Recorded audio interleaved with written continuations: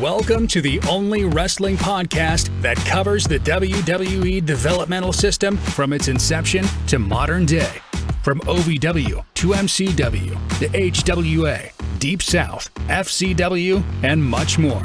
Hosted by Brian Asbury and Mortimer Blankenship. Now let's dive into what could have been, what should have been. Welcome to Developmentally Speaking. Hey, before we get into this episode, can you do us a favor? Will you go ahead and subscribe to the channel? Will you ring that notification bell? And if you would, give this video a like.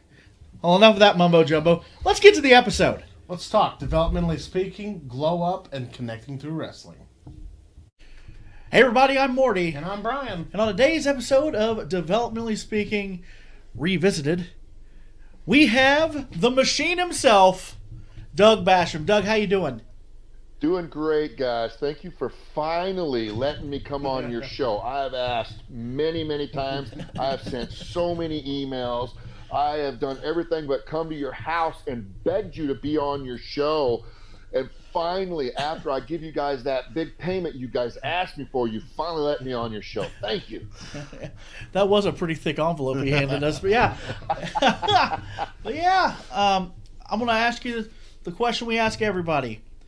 What made you get into wrestling?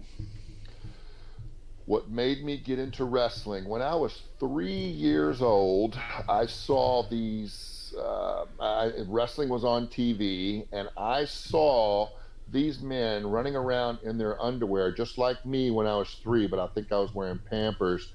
And I said, oh, I think I need to try this out at 3 years old. Wow, 3 years old. Ooh. Awkward silence, huh? No, what made me want to get into wrestling, man? That was kind of joking, but what made me want to get into wrestling was I've always been an athlete growing up through high school and everything, and I was always kind of into man, you guys are gonna think bad of me. I liked theater, I liked acting, and I love physicality. I love weightlifting. I love, wanting to be big, because I grew up, I was skinny. I was like a broomstick, and I always wanted to be big, one thing that made me want to get into bodybuilding was I would watch the Olympics and see the Russian Olympic tumbling team, those guys that did all the flips and whatever, floor routines. And those guys were jacked. And I always wanted to look like them, so I got in, started getting into bodybuilding.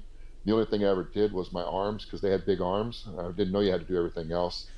But, and I was always a fan of wrestling. Always a fan of wrestling from the age of 3 on. And I never knew how to actually get into it.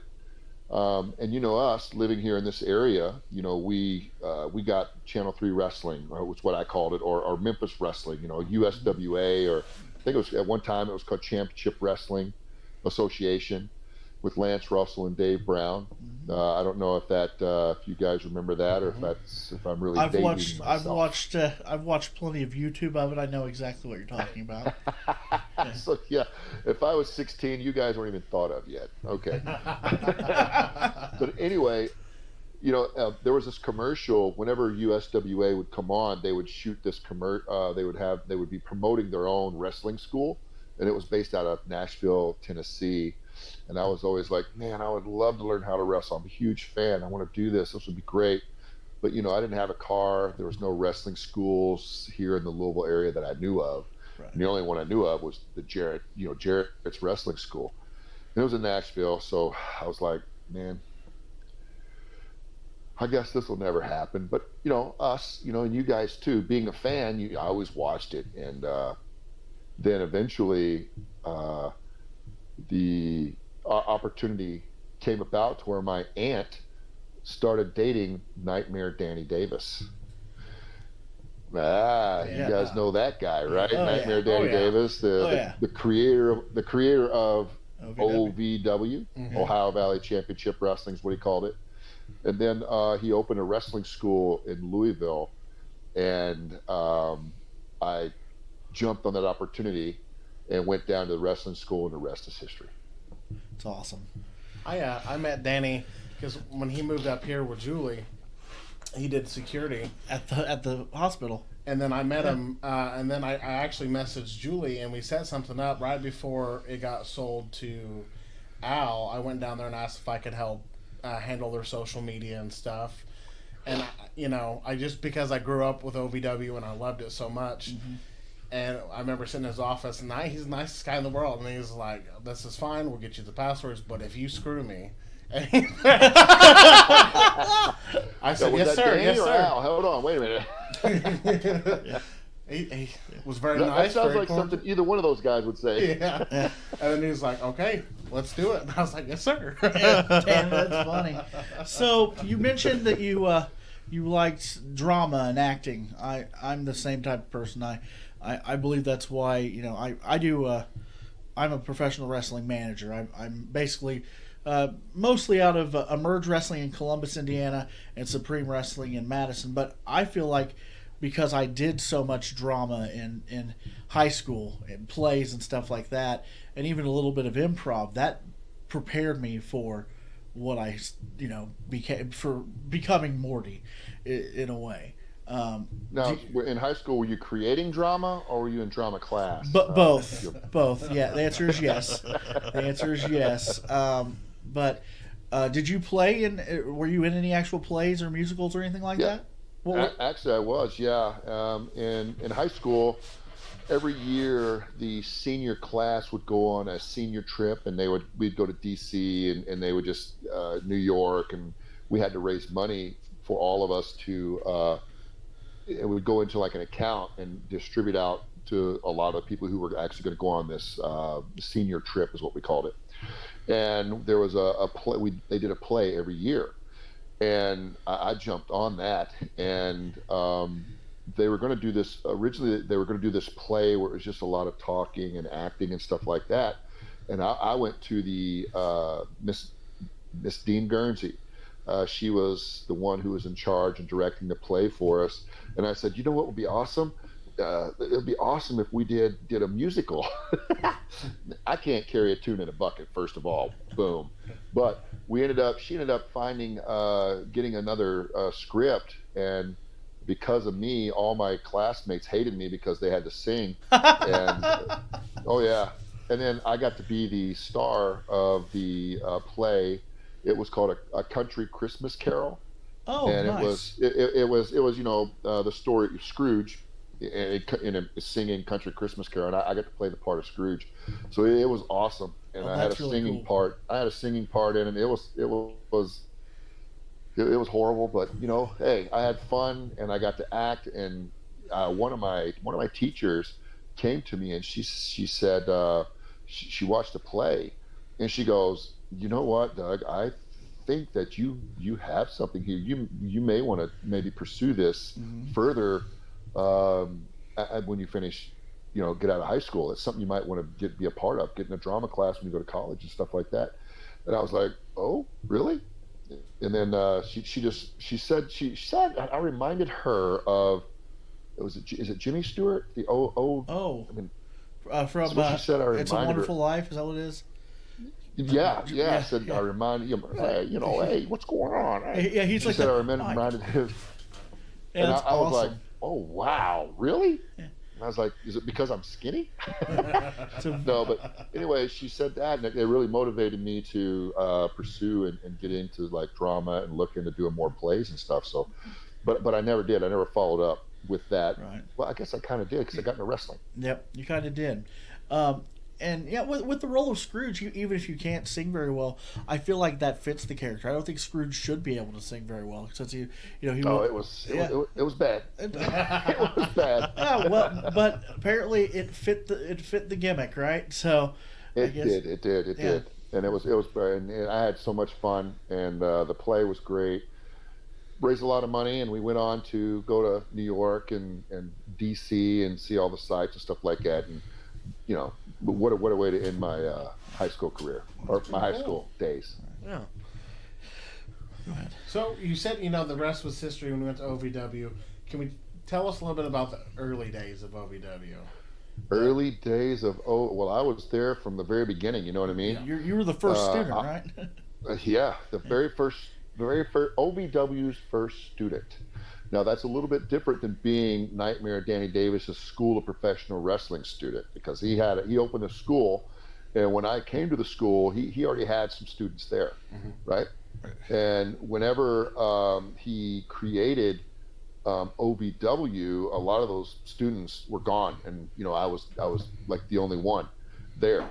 So I got to moved in, and Danny pushed me as his, because I was his nephew, I think. I don't know, or maybe because I had a little bit of talent. I don't know. Because you have the But ability. he pushed me to be the focal point and the main star of OVW. So I was All-American Doug Basham. I was OVW's golden child, I guess you would say. And he pushed me as the babyface for people to come and watch and come and see. So that would have dubbed me, OVW's first student.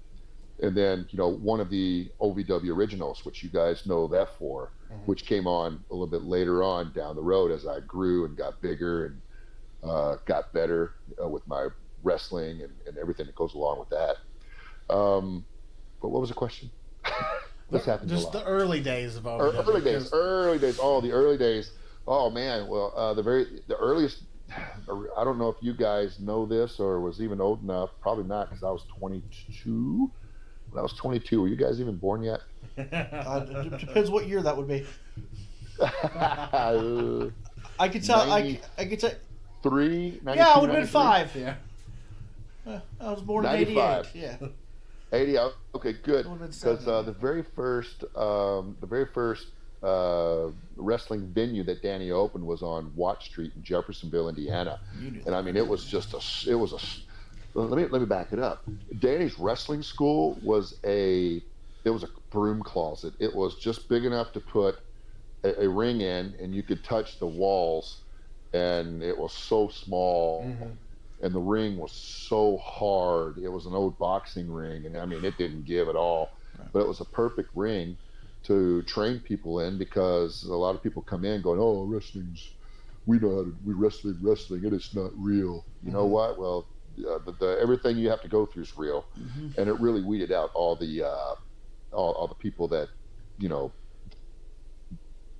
didn't need to be there. Yeah. Just put it that way. And that was where I got most of my injuries, because learned real quick that this stuff hurts. And what you see on TV, these guys that do that and don't perform and make everything look the way it looks, they're true professionals. But after that, Danny wanted to start running shows, because he had trained enough guys where he could start doing some shows. So he had to get a bigger venue, and he went over to the Quadrangle there in Jeffersonville, Indiana, right off 10th Street. Watt Street was just right off of 10th Street, and it was small too. All the people sat on one side of the ring, and one side of the ring was close to the wall. The other side, if you reached out in the ring, you could almost touch the wall. And then we had like this yellow tarp that was at the back of it that sectioned off, so you could like have a little bit of a locker room. It was awesome. Well, what a great place to start. And I don't know if there's any of that stuff on YouTube. Anybody can go visit. Have you guys come across any of that stuff? Was any of that video Have you available? seen some? Yeah, because it's very. You had the big OVW. Yeah, the OVW. Was that USA Championship Wrestling? It was had the big championship, like with the eagle in the background, right? Well, no, I don't know if any of that was televised. So this was before, because OVW or Nightmare Danny Davis, I think that was still billed Nightmare Danny Davis School of Professional Wrestling, I think, and he held his shows, and then he wanted to create his own wrestling organization, his own company, Ohio Valley Wrestling, and so he had to move to an even bigger venue. So he moved like over to the other side of the building on Mechanic Street in Jeffersonville in the Quadrangle. It was a little bit bigger.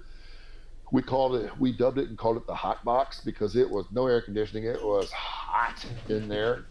And that's what you're talking about, that the background. It had Dean Hill, and then Jimmy Cornette eventually came. It had the big eagle. Yep. Big eagle on it with the American flag. Yeah. Okay. Yeah, that was over on Mechanic Street. So that was like this, I'm going to say the third place, because Wow. in Louisville, in Portland, Kentucky, in west end of Louisville was where his first place was. That's where And then Vito's from. Watt Street was his second place, where he had the Stars of Tomorrow, the Nightmare Danny Davis School of Professional Wrestling shows. Then he created OVW, and he moved over to Mechanic Street in Jeffersonville, where he started running shows and having TV where people sat on two sides. It was big enough to have people sitting on two sides of the ring there. And then you had, he had that background, which you guys were talking about, where Dean Hill would sit and announce. And then when Jim Cornette, finally came in, Jim Cornette and Dean Hill were the announcers. And it just grew from there, man. And then, they brought in, I'm sure you guys are going to ask more questions, but then Jim Cornette, when he came in, brought in the developmental system, and you had all this influx of major early talent that OVW pumped out. Oh yeah, like it kind of frustrates me that the only people they really talk about is the big four, but everybody was big. I hate when they say the big four, because the original four is what's near and dear to my heart. Yeah. You, Damaja, Conway, Dinsmore, all that. We also throw Rico in there. Rico, yeah. Those are the those amount are of favorites people for when sure. they started and throughout, the whole developmental system was amazing. It's never been duplicated and never will. No. I don't think any sort of developmental system will do what they did there. Yeah, and they had other developmental systems in other territories, like in Atlanta, I think. Over in Cincinnati, Les Thatcher had one, I think, started. It just didn't quite work out. And they had one down in Atlanta, Deep South Wrestling. It just didn't pan out either. Didn't pump out the stars that OVW did, man. There was some guys that came out of there, but the big hitters came right out of here at OVW. John Cena, Batista, Randy Orton, Brock Lesnar. That's the four that everybody talks about. But the four that they worked with was the ones that helped them hone their skills. Me, Nick Dinsmore, Rob Conway, and the Damaja. So we didn't make them stars, but we helped them train and get to where they needed to get. Because those guys, I take nothing away from those guys. They're phenomenal. All four of them are phenomenal. But there were others too that come through there. Lots of them. Mark Jindrak, Sean O'Hare, and there was others that didn't make it. Like we called him Bear, Sylvester Turkeye. And We've interviewed. Man, he was a big 6'10" guy. We interviewed him. We interviewed Sly, actually. He's super nice. The amount of Sylvester research Turkey, I had to do to track him great down. guy. Yeah, I had to track him down. It took me a minute, and I finally yeah, we found him. Well, there was a 6'10" guy named Russ McCullough who was there too. He was a nice guy. He just quite didn't make it back in the locker room, I think, and kind of got flushed out, which was sad, because he could have been really good. But you've got to survive. Not only you got to survive the in-ring test, you got to survive the locker room test too. Absolutely. Yeah. Like Seth Skyfire, and we just interviewed Jacob Duncan last week. So like all those people, like all of them, whether they made it on the main roster or not, just like you're saying, like the plethora of talent down there was phenomenal. Yeah, for sure. It was. I mean, it was great. OVW has a lot of history, man, and Danny, when Danny, finally ended up, because I went and had my career, and then I walked away, and then I came back to help Al, and we'll get to that story, how he roped me in. You guys will enjoy that story, but I'm here now with OVW to help preserve the history and help take OVW hopefully to the next level, and help Al produce the best show that we can. And I'm the head trainer at OVW now.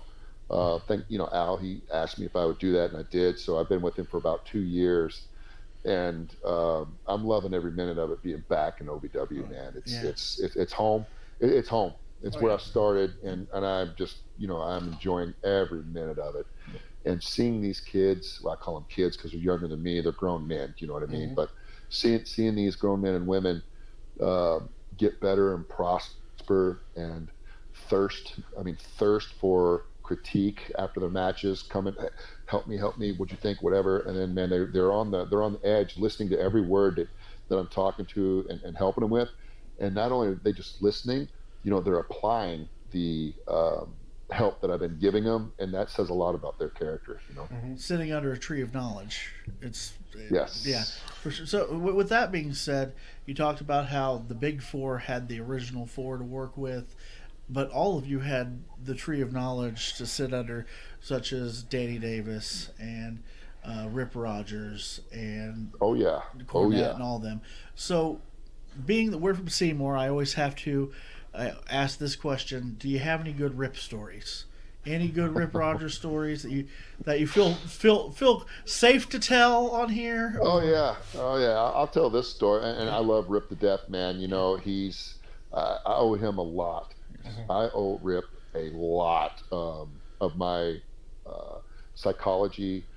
Learn how to work.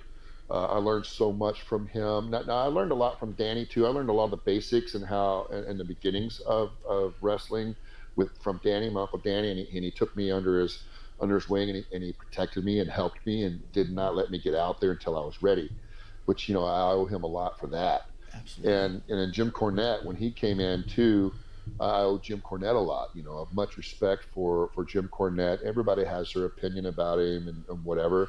My opinion is I love the man, and I wish him nothing but good health, good being, and everything, and success, because he helped me. He helped me reach success.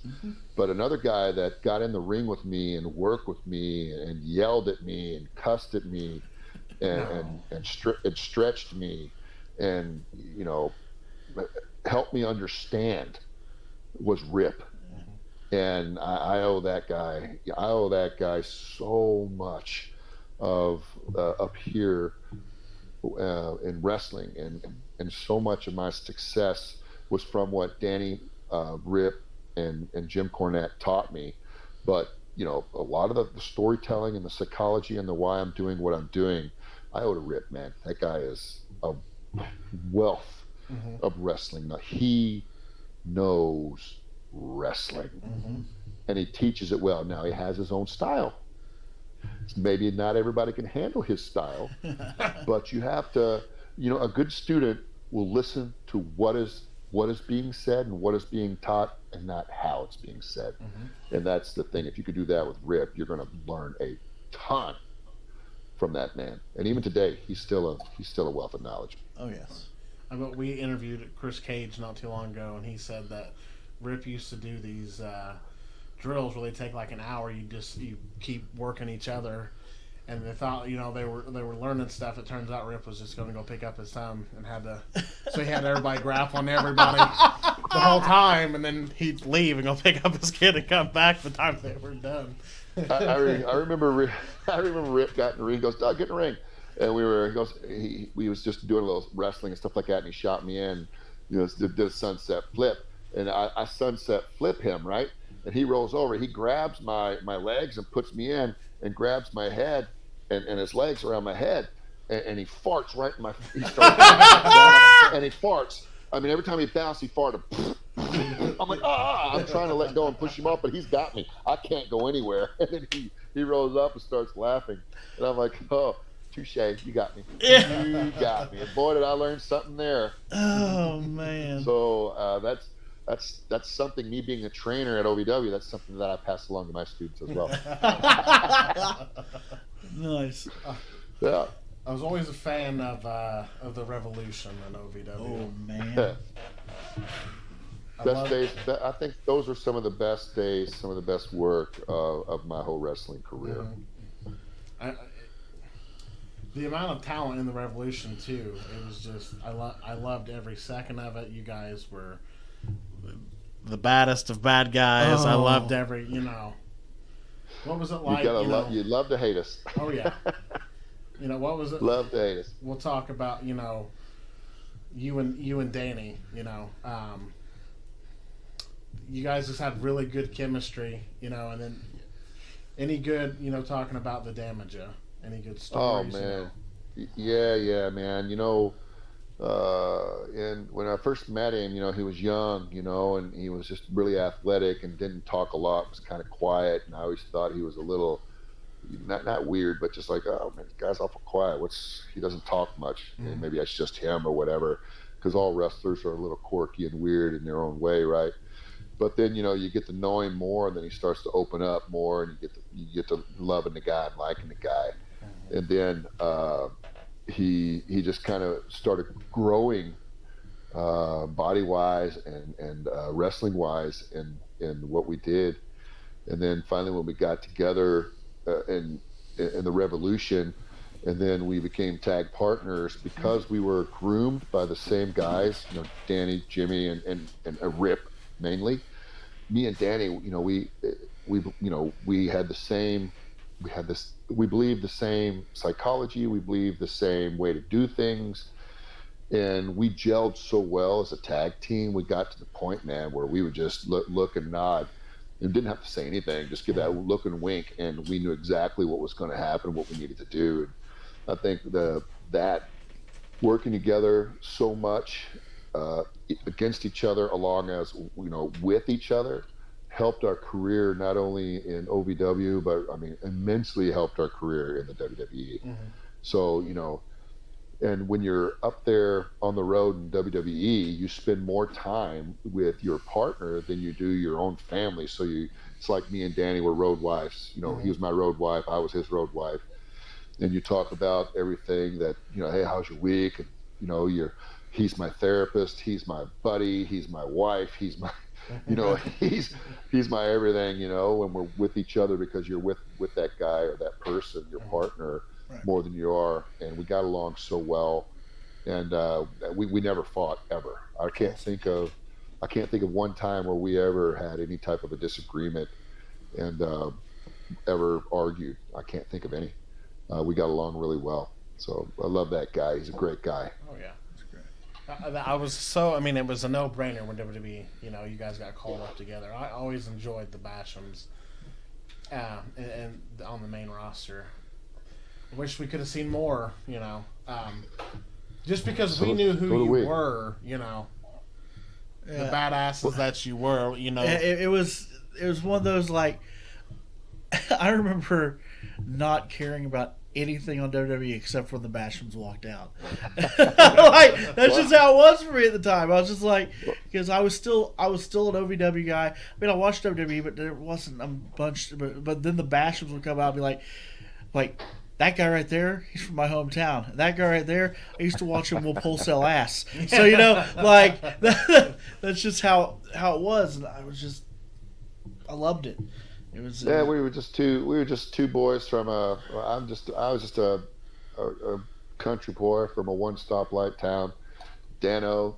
Of course, there's more stoplights in Seymour than Henryville, but just two young guys that had this dream of wanting to make it to the WWE and wrestle for Vince and be in a WrestleMania and hopefully become a champion and wear gold, and then who knows, maybe be in the Hall of Fame someday or whatnot. And then finally when we were up there, we made it. It was just so surreal, guys. I mean, it was so surreal that we got to go up there together. And I'll tell you this story of how the Bashams were born. We had went on the road. They brought me in. They brought me up first, and were taking a look at me. This was when I still had my mullet, and before I had shaved my head. And I was working a lot of singles with like Shannon Moore, Billy Kidman. I wrestled several others as well, and I did a pretty good job. They liked me. And then I think Jim Cornette had been pushing for me and Danny to be brought up as a tag, so they brought Danny up with me, and we did a couple loops together, and we wrestled several guys on the loop as well, and got a really good review. And then it happened like this, so sudden. We didn't even know we were going to be put on TV or be brought up at that day. We did a loop down in Florida. And then I think the TV was in Pensacola, Florida. That's where Rikishi was from, I think, or where he lived. And then me and Danny are sitting in catering, just waiting, because, went to the ring, worked out, and they were getting ready to do TV and all that. So we figured that we were finished. So we're sitting there in catering and eating, and Johnny Laurinaitis comes up to us, goes, "Hey, Doug, Danny, we're going to debut you guys tonight." And we were like, awesome. We go, "Yeah." And we're going to call you the Basham brothers. And I was like, yes, yes, the Basham brothers. I love it. That is great. And Danny's over there like, yes, that's great. I love it. It was like, I'm hitting him like, you're my brother.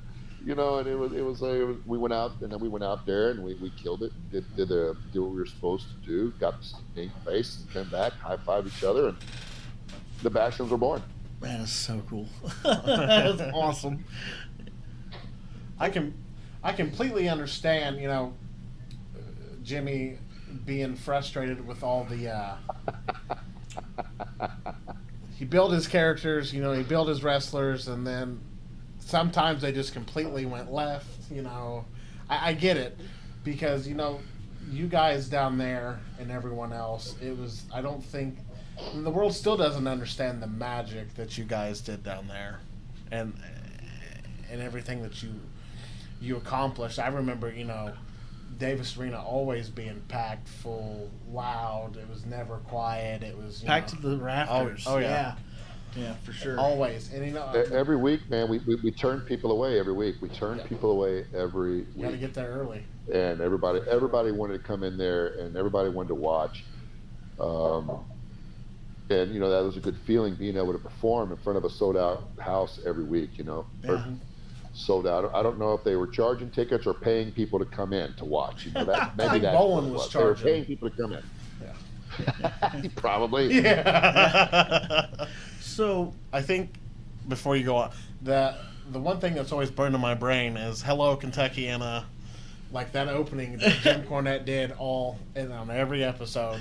"Hello, Kentuckiana. This is Ohio Valley Wrestling," and then 4400 Shepherdsville Road will always be burned in my brain. For sure, yeah, absolutely. That's home, man. That's where I started, and that's home. Right. So. Well, I started in Louisville, but you guys know what I mean. OVW is where I started. So. It's all come full circle. You started in OVW, you went up, you did your thing in the WWE, and now you're training again in OVW. What does the future hold for Doug Basham in OVW? And how did Al loop you back in? Well. Oh yeah, that's a good one. Yeah. Okay. That son of a buck. What brought me back in, that thing, COVID. Mm-hmm. Remember that hit, and I think when it hit OVW, I had to do a lot of taping and putting old stuff out there to keep the TV program going. And then when Indiana started to open up a little bit before Kentucky, so Al was filming TV over in an arena over in Indiana, and he was filming like 2 and 3 TVs at a time, so he could just do double the work. And I had this little place called Harbor and Hops that I used to always go to. It was a restaurant that I always went to over by my house where I lived in Jeffersonville. And believe it or not, I still get fan mail. I have fans will send me letters, and they'll send me pictures and ask me for autograph, if I'd sign autograph pictures and stuff like that. And I would do it. And if they send me a return envelope, I sign it and send it back to them. Some people would write me and just ask for autographs. I won't do that because they're just going to sell them on the internet and, do a little more work and send me a picture to sign. But so there was this Army veteran that sent me a letter and sent me some pictures to sign and wrote me a really, really nice letter. And, it was really heartfelt, saying that it helped him with his PTSD. And if he could, he's sitting, he's writing to a lot of wrestlers, and he's hoping that he gets all this so he can put together a nice little collage or a scrapbook, I guess. And that really touched me. And I used to go to this restaurant. I was going to this restaurant for a year and got to know the host staff, and everybody knew who I was, and they knew I was a wrestler, and there was wrestling fans there as well. And I got to know the bartender there, and he and I just got to talking, and I was like, "Oh man, check this out! I just got this letter today. You read this thing, man." And I pulled out all the pictures and look at these amazing pictures that this guy sent me to sign. And at that time, the owner of the restaurant walked behind me, and he goes, "Oh hey, I took those pictures." And I turned and looked at him, and I was like, "Oh, you did?" He goes, "Oh yeah." And he introduced himself as Greg Brown, and he was the owner of Harbor and Hops. And he goes, "You remember way back when we were in the old Davis Arena there, and come in and took those photos?" And that was me. I go, "Oh yeah." It triggered my mind who he was, and then he and I just. Ever since that day, he and I just became the best of friends, man. Awesome. He's a great guy. If anybody is in Jeffersonville, Indiana, you got to go to this restaurant, Harbor and Hops. It's on Galtbreath Way, We gotta try close it. to the. Oh, guys, even if you just drive down and try it, I mean, the food is phenomenal. We'll meet you there. Get one of the. Hey, let me know. I'll meet you guys there. We'll meet you there. And the selection's great. And then, so he said, "Hey, I took those pictures," and then he and I got to talking and was wondering. He goes, "Hey, I have a lot of the negatives for this. I have a ton of them. Do you think Danny Davis or Jim Cornette would want these?" And I said, "I don't know. Danny doesn't own OVW anymore. Al Snow does." He goes, "What do you think Al would, maybe want some of these pictures?" I said, "Let me ask." And so I went and talked to Danny and said, "Danny, he has these pictures." And I reached out to Jim Cornette. Jim Cornette, busy with his own stuff, never got back to me, which, why would he want them? He may already have them. But then I reached out to Al Snow. And at that time, Al was filming double TVs at that arena in Indiana, which is right in my backyard. So I went down there. Al goes, "Yeah, come on down. We're filming here. Come on down and say hi to the boys. And, after the show, we'll sit down and talk." That's all right. So I get there, say hi to Al, and go say hi to all the guys, and everybody was like, "Oh wait, is that Doug Basham? Wow, that's Doug," and I was like, "Oh, stop," But a lot of the guys went out there and worked well. They and I just kind of sat back in the shadows and just took everything in and watched. And then the show was over. And then Al was like, "So, hey, Doug, what'd you think of the show?" And I was like, "I thought it was good. There was a few hiccups here and there, but other than that, the guys worked hard. You got a pretty good crew here. Got a real good crew." And he goes, "Well, thanks, man." And then we started talking a little bit, and I was asking about the pictures, and then I was about to leave, and he goes, "Hey, we film again in a couple weeks. Do you want to come back and maybe help me agent some of the matches and help the guys with their matches?" And then I start doing this. "Yeah, sure, absolutely, I'll do it." Getting that itch. I'm like, oh. So what Al was doing, he knew what he was doing. He was throwing that chum out there to see if I would fight. Oh, I bit it. I took a big old chunk. I took a big bite. So I went down and helped the tag matches that night. And then Al's like, "Oh, hey, we're getting ready to move back to the Davis Arena over in Kentucky. Why don't you come over and maybe do a few more matches and help me out a little bit?" I go, "Okay, yes, I'll do it, Al. Yes." Yeah. And I mean, I'm doing this, guys. I am sinking. He had that hook. He had me, man. He had his hook in me, and then now one thing led to another. He asked me if I wanted to take on more responsibilities. I did. Then he asked me if I wanted to become the head trainer at OVW. I did. And 2 years later, here I am, man, just having the time of my life, loving it. Yes, full circle. I started here, went all around, and now I'm back. That's great. All this led to just a couple of weeks ago, we had that SNS Saturday Night Special, the big one, which is OVW's WrestleMania. Mm-hmm. It's called the Big One, and that's where me and Al Snow tagged together, got back into the ring, and sold the house out. I think yeah. tickets were $20 a piece, Yeah. and we sold the house out. That's so good. That's so That was good. a good feeling. That was It a looked really good. good feeling. The match was good. Yeah, I wish I could be there, but I was running a show in Brownstown, Indiana that night.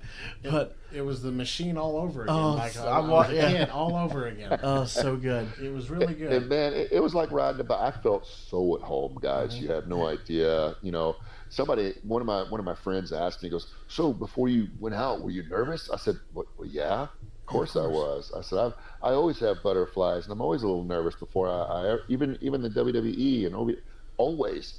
And he goes, "So nothing changed?" I said, "Nothing changed." I said, "You want to know what? I was sitting there in the back, sitting there right at the curtain, just being nervous. And then as soon as Al's music hit and we walked out of the curtain, no more nerves, no more butterflies. It was time to go to Yes. work. It was just like old times, man. And I loved every minute of it, man. It was For me, great. I always have to pee. I don't have to go Yes. until right then. Always. Always have never, to pee. It never failed. And then the music hits, and you go through the curtain, and you no longer have to pee. It's It's the weirdest thing in the world. I don't know. Like the first time I remember I walked out there, I'm like, I don't have to pee anymore. What did I piss everywhere? What? hang on, did I wet myself? Yeah, yeah, that's what it was. I'm happy. Yeah, that so it was like old times, man. It was fun. I enjoyed it. It was great. The crowd was fantastic. I can't thank a lot of the fans and a lot of my friends and family that old fans that haven't been there forever. I can't thank them enough for coming out and supporting me, man, and supporting Al and supporting OVW. I cannot thank them enough. So I hope that they catch this and understand that, without them, we can't go out there and do what we do. Speaking of Al, did you see that there was a one-night return of Leif Cassidy? Did you see that?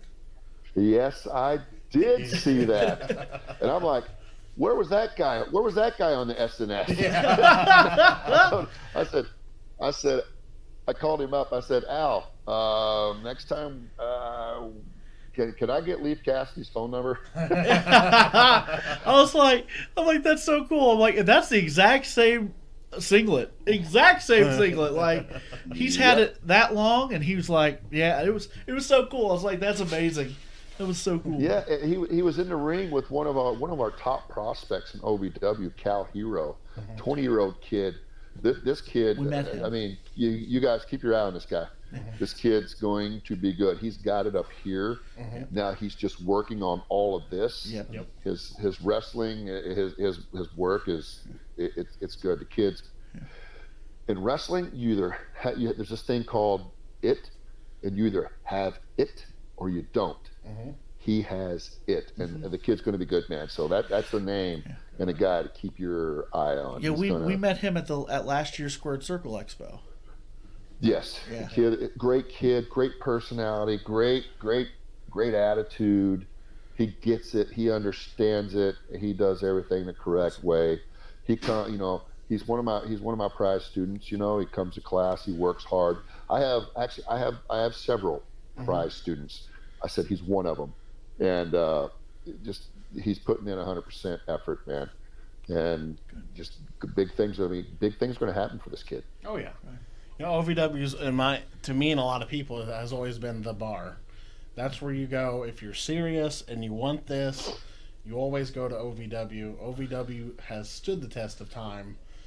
Before developmental, after developmental. I think it was the only one that survived after developmental. It is. It is. And it's funny you said that. If you want to take it seriously and you want to try to take it to the next level or make it to the next level, you come to OVW, because we've had quite a few people come and move here on their own dime so they could be on OVW TV, because we are in so many homes and we're reaching so many people, not just nationally but worldwide, because we're on the Fight TV network, right?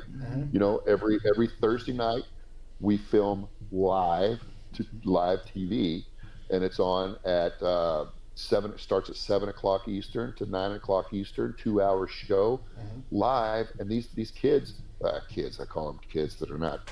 These athletes are coming here, and they're getting a live TV experience, which is valuable to Amazing. other companies that are your AEW and your WWE. If you can add that to your resume, hey, I've been in OVW doing live TV for whatnot, dude, you're light years ahead of everybody else who doesn't get this No, I kind of worked a hard experience. cam and a Roman game and Yeah, everything. absolutely, Yeah. absolutely, and you're taught that in class by yours truly, and Awesome. Al Snow. So you're getting some major training to help increase your chances of making it in the sport of wrestling. Oh yeah, I like to think I pay attention to things, and I've seen a few extra cameras running around on OVW TV. There's been some rumors, of certain things filming down an OVW in Louisville, and is there anything you can not comment on, or some high quality equipment down there? Yeah. Yeah, equipment that OVW just doesn't quite have the budget for yet. But yeah, you're right. You're correct. There were some extra cameras and some booms and stuff running around that you've seen on TV the last 3 months, and we have been filming a major project, and that should be coming out sometime next year, and everybody will be able to probably find that on uh, a major streaming network, and it'll be awesome. It'll be great. It'll be good, and that's about as much as I can say. Yeah. Good though. That's Rightfully so. OVW deserves yes. that kind of attention to show what we've known for 20 plus years, and now it's going to reignite that name. Absolutely, for sure. And we interviewed Al not too long ago, and I told him there was not a dark period or anything, but there's been a major. You can tell Al is taking it very serious, and they're redoing everything, and He breathed new life into it Yeah. almost. Yeah. now it's like, if you're here, it's because you want to be in professional wrestling. You want to be a professional wrestler. This is where you take it serious. Don't waste our time or your time. Right. If you're serious about wrestling, OVW has always been the place to go. Exactly. We want to take wrestlers. When you come here, you're a wrestler, and we want to turn you into a worker. That's major verbiage right there, major wording that I'm not going to get into all the meaning of what I've said and stuff like that. But if you want to come here and you want to make it to the next level, and you want to learn how to have staying power when you get there, you definitely want to come here and get some of that experience, because everything you learn here, from TV, hitting time cues, working hour-long matches, you'll learn it right here in OVW, man. And it's just such valuable knowledge that you're getting from. Not saying that we're the only place to get valuable knowledge, because there's several schools out there that have great trainers. But here, you have Al Snow and you have me, and we're breaking everything down for you, so you have two experienced set of four, two guys with two eyes apiece makes four eyes, experienced eyes looking at you, and breaking everything down, and giving you constructive criticism only to make you better. And that's our goal, because we want you to be a draw.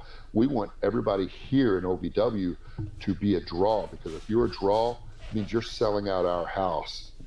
If we're making money, you're making money, and we don't want to see you go, but we would love to see you go. Yeah. Because it's just going to be good for us. You know what I mean? We want to help create stars. Like you always have. Yep. And it's only up from here. I'm just going to keep going up and up and up. I love hearing that there's big things on the horizon for you. But I don't think we're going to take any more of your time. I think this has been a great interview. And I want to thank you so much for joining us tonight. it's been an honor and a Glad we can privilege. finally Oh yeah, make it happen. Yeah, finally make it happen. Appreciate it, guys. And I'll tell you what, if I can say one more thing, I had such a good time at the Saturday night special. I think I might want to do it again. Oh man, Damn straight. yeah. That's The machine is awakened. Oh, I can't handle it. That makes me happy. I can't handle it. Oh man, for sure. that's awesome. We'll be at the next one. Yeah. Yeah, and I tell you what, guys, if anybody out there, you can catch me on Facebook. You can catch me on Facebook. I have an Instagram, which I'm about to start firing up as well. And you can sometimes, not all the time, but sometimes you can catch us on the Fight TV network, 7 Eastern to 9. And I think we're on a couple of local TV channels too. Are we up there in Seymour, guys, on any local channels like 21, WBNA or something? I heard this. As far as I know, they still were. I catch it on YouTube. Yeah, I catch it on YouTube as well. Yeah. But Yeah, you can always catch us on YouTube, but you can catch us live every Thursday night, guys. But And I my just wanna get all that barber out there said, and- my barber used to watch it on TV, and he was asking me, where can I watch OVW again? He goes, I can't, haven't seen it on live TV. So Channel 21 on Saturdays or something like that. I should know. You know what? I'm supposed to know this. I don't even know this. But you know, we're on so many channels around the area that I get them all confused. Right. So I just Fight TV network. That's the easiest place to catch us. Yeah. And our shows are getting better and better and better and better and better. And the guys, I agree. The guys are becoming workers, which is great. It's awesome. Right. Well, thank you once again, and I think we're going to call this a wrap. So thank you so much. Have a great night. You got it, buddy. Thanks, guys. Thank you for finally having me on your show. Thank you. I'm sorry it cost me so much money, but it's money well spent. Thank you. Yes, sir. Hey, everybody, it's Morty. It's Brian. And thank you for watching today's episode of Developmentally Speaking. If you could, please click that subscribe button. And don't forget to punch that bell icon so you can get notified whenever we go live or drop a new video every Monday. Well, thanks for watching, guys, and we'll see you on the next Developmentally Speaking.